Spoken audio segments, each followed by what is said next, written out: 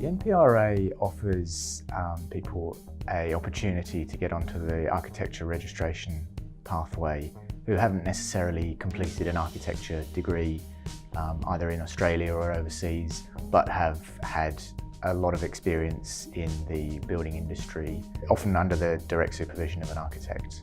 So there's a selection process whereby you submit your experience and your statement of what you've been working on, detail the hours you've worked and so on, and also get references as part of that. The staff at the AACA thoroughly go through that to see and assess whether you have the capability and the experience to have a crack at the exam. That's then reviewed by a management committee who write the brief and get the paperwork ready to send to the approved candidates.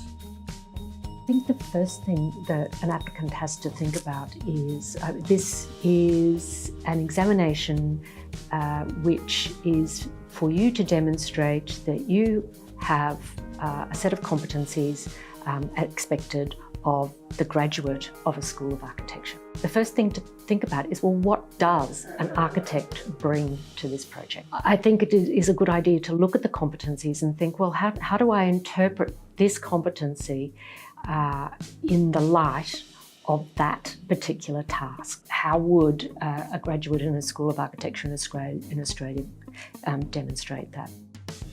I guess what I'm looking for when I see the things is evidence and passion for architecture.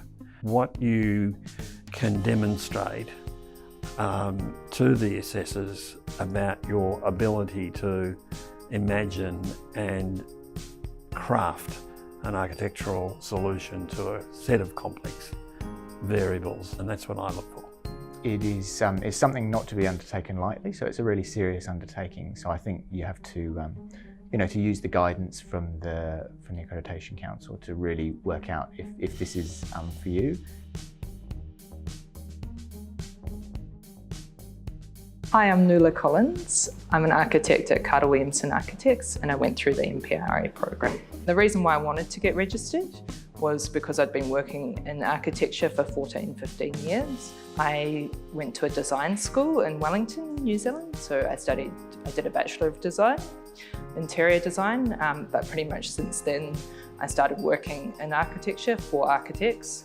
The point of this program is to assess that your design thinking is comparable to that of a 5-year architecture degree graduate. So I was lucky enough to have a lot of experience working on complex projects, so I was quite confident in my ability to design. My plan was that I would work 1 to 2 days on it per week for up until the conceptual design phase, which was handed in.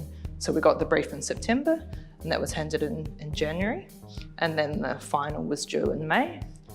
So after January, I was going to reassess my work situation and perhaps step that up to work more like 2 to 3 days on it. My case was slightly different to the norm, I guess, in that I had a baby in March and the project was due in May.